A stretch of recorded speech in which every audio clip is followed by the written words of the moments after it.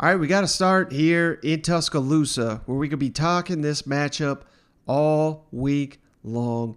Alabama, number one, going on the road to face Florida, top 10 opponent. And it's not just the polls I'm talking about here. Check out these numbers if you're not, we've all seen. I'm not a big believer in total yards and stats like that. I believe in the efficiency rankings. And what do the efficiency rankings say? They say Alabama has the number one most efficient offense in the country. Florida, the number 8 offense in the country. So this is an outstanding matchup. How about the defenses? Alabama, number 5 most efficient defense in the country. Florida, not far behind, number 12. So this truly is an epic showdown. And considering it's in Gainesville, Bryce Young's first true road start going into the hot, humid swamp of Gainesville. Based on those efficiency numbers, Alabama's not far and a better away team than Florida. They are certainly the heavy favorite in the matchup, but maybe that some of that home field magic for the Gators kind of evens the playing field. And you may think that's crazy, but hell, we've seen crazier in the SEC. So I think the first SEC game on CBS of the season is shaping up to be an outstanding one. Let's hope all these players can come in here healthy. That's currently looking the case, at least with Will Anderson, who Nick Saban on Monday said was day-to-day after suffering that injury against Mercer, had to leave the game, did not return after going to the medical tent and back to the locker room. So potentially some fantastic news for Alabama. They're going to need Will Anderson, I got a feeling, in this matchup. This one is really going to come down to, I think, the matchup of Dan Mullen's offense against Nick Saban's defense. Last season, these two met in Atlanta, obviously, for the SEC championship, and Dan Mullen had his way with Nick Saban's defense. And I'm sure Nick Saban is still thinking about that. He's still probably pissed. They won the national championship. He probably still thinking about what his defense gave up there in Atlanta. I know it's a different story. Trask, Pitts, Tony, Grimes, a lot of those players on the Florida offense now playing in the NFL. But hell, Alabama lost some guys too. So I know everyone's going to be making this out to be Bryce Young and that offense going up against Todd Grantham's defense.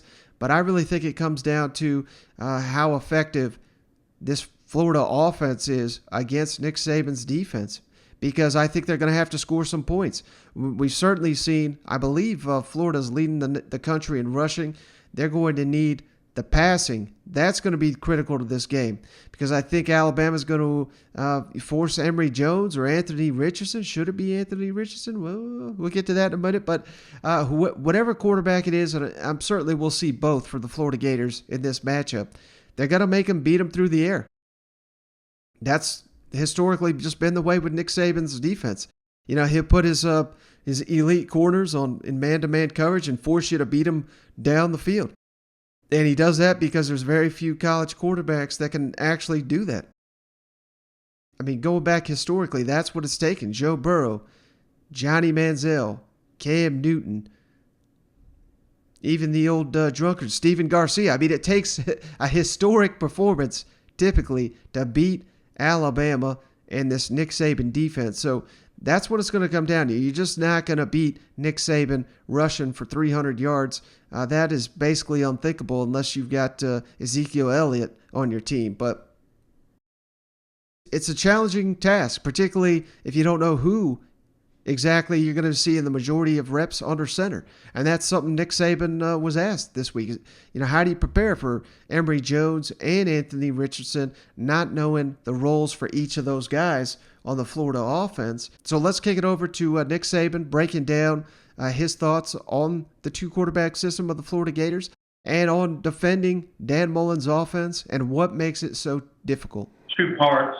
First, they've used two quarterbacks, and do you prepare differently for each one in terms of their skill set? And second, first of all, they do have a two-quarterback system.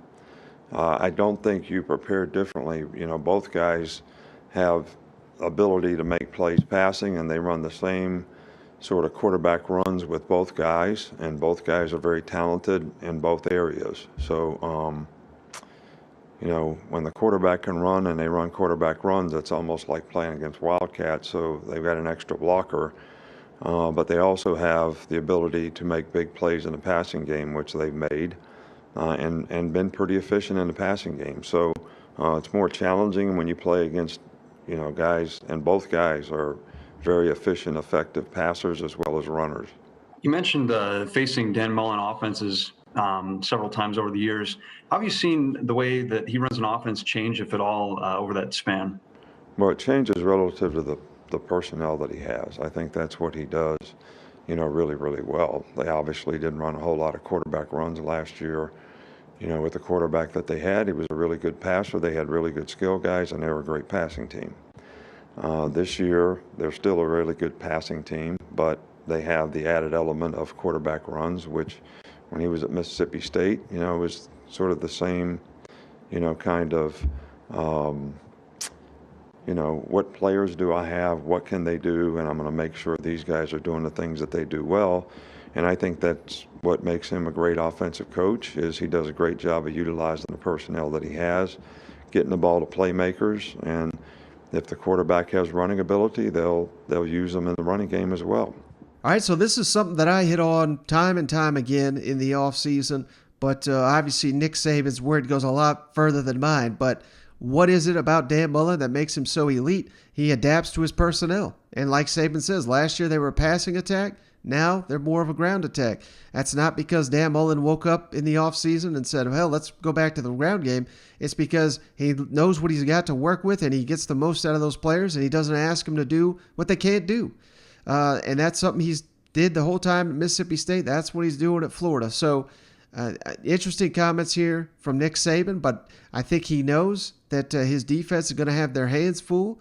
And Dan Mullen, we'll get to his comments here in a moment, but he's basically said we've kind of kept it as a little basic. He didn't say vanilla. These coaches don't say vanilla, but he did say they've kept it kind of basic. So expect some new looks that Nick Saban and them have not necessarily seen on film this season. Of course, Nick Saban and Dan Mullen have gone head-to-head so many times, I believe 11 times during their head coaching career. So I don't know how much new wrinkles each of these guys can throw at each other. They've seen it all, but very interesting subplot going into this one, as well as, we can't not talk about this because this is all anybody's going to talk about. Bryce Young going on the road for the first time outside of as a starting quarterback, of course, is what I'm talking about. I know they played the opener in Atlanta, but this is completely different.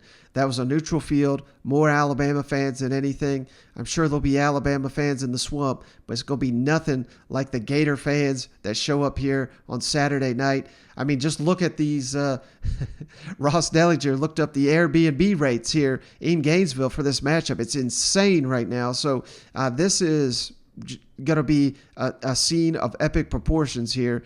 And here's Nick Saban talking about what makes Bryce Young so special, handling all this pressure, and how he thinks Young will do in his first true road test.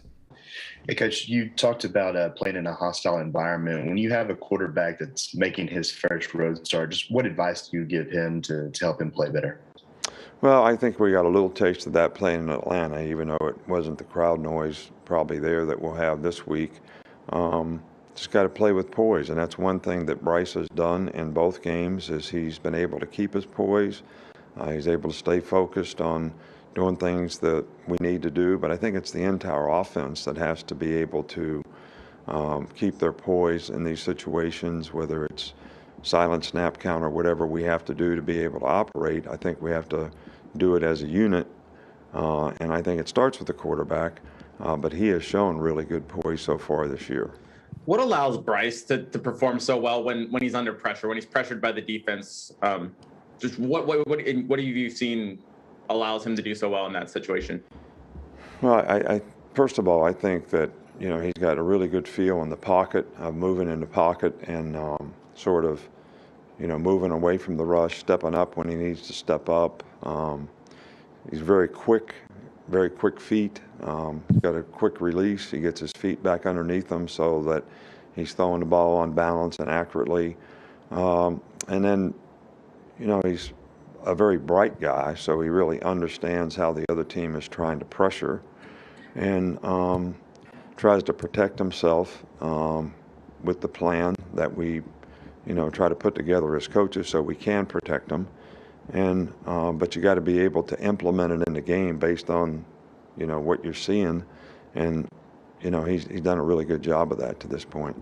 Okay, Coach. So it's interesting. Again, I mean, this is something that Nick Saban said during the preseason as well. Not really concerned about Bryce Young. Really, it's the rest of the offensive players around him. How are they going to respond? So maybe, I certainly don't rule it out that Bryce Young goes into this hostile environment unaffected and is just cool, calm, and collected.